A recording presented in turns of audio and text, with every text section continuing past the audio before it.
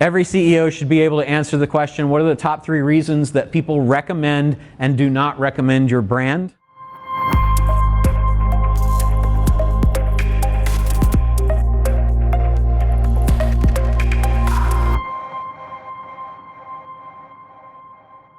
Disney, which is known as the happiest place on earth, is generally thought to have one of the best customer experiences around.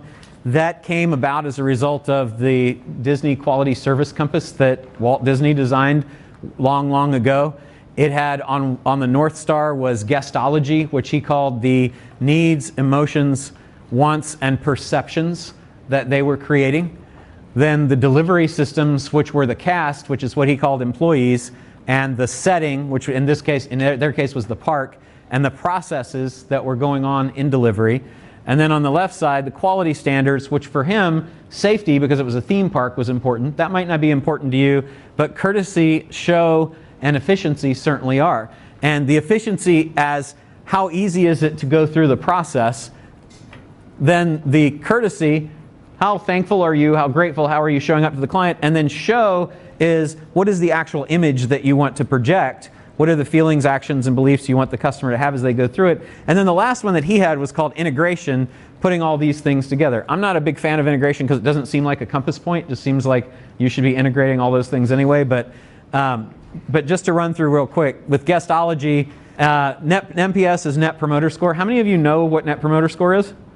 Okay, and how many of you are using it?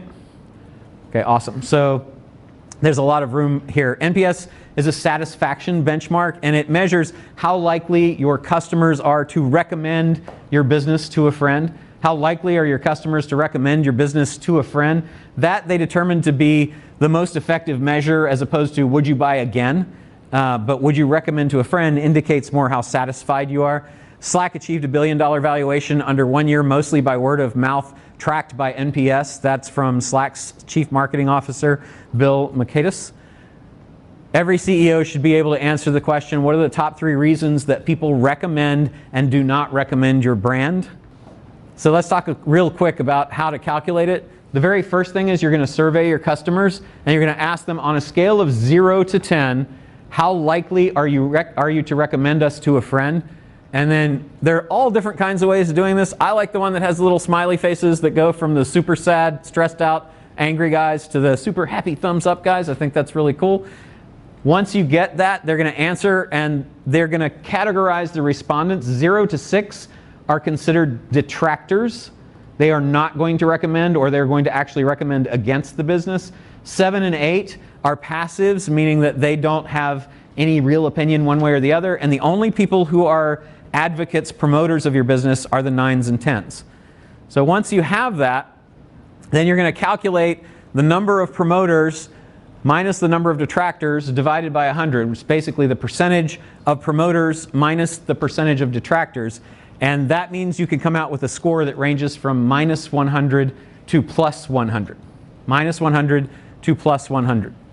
So if you did a survey of 100 customers and you had 20 people that were in the 0 to 6 and 30 people that were in the 7 and 8 and 50 people that were in the 9 and 10, you'd say 50 promoters minus 20 detractors divided by 100 would give you an NPS score of 30. So that's how it's calculated.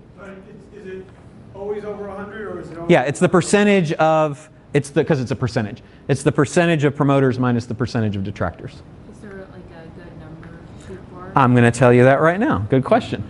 Is there a good number to shoot for? Best-in-class companies can earn up to 70 plus, but 70 plus is rare, and I'll show you across industries what the averages are.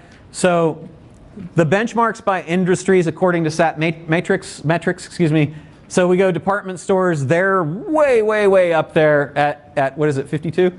And then tablet computers, brokerage investments, online entertainment, online shopping, that might be where a lot of you fall, right? So the best in class is 43 for there.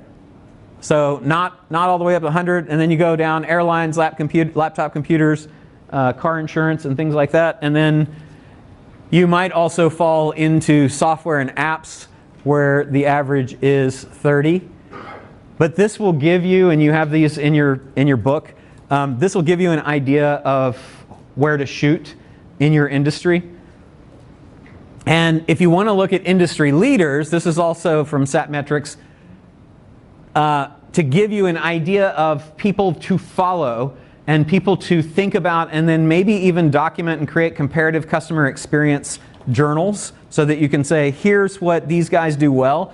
The best in the industries, Southwest, USAA, Vanguard, Dish, Cricket, Virgin, Kaiser Permanente, all those kinds of people across each of the categories that you have the average scores for. So you can see, to me, some of the biggest breakthroughs that I've had is they come from looking at other industries and seeing what they're doing and then applying it to my own. Did you have a question or taking a picture?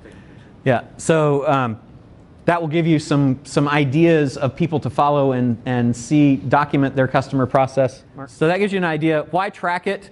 It increases customer loyalty and reduces churn. Specifically, according to Bain, reduction of churn by 5% to 25%, excuse me, by 5%, just a reduction of churn by 5% can create a 25 to 95% increase in profits. Okay? So it also helps you improve the product. And if you allow open-ended responses, it will also help you know a lot more about why is somebody happy or not happy. I got at the hotel across the street, the Monarch Bay, when I checked in, I had a negative experience. When I logged in to get internet in the room, an NPS thing came up immediately and said, how was your check-in experience? And I responded that it was not good. They left me open-ended, and I said, nothing against the team. It seems like there's not enough staff and that they're overworked, and so they weren't able to greet me in the way that I'm used to at a 5-star hotel. And I got a call within 30 minutes from the manager on duty apologizing for the check-in, asking what they could do, offering me free stuff. I said, I don't want anything free, just want to help you with your people because I think you guys have a cool hotel and you can do better. And that was, to me, amazing, and it made me think about going back. I probably would not have gone back. I did go back again, and the front desk experience was great, right? So it gives you a chance to have your customers give you what you would pay a consultant thousands of dollars to tell you, because they would just go out and pull your customers.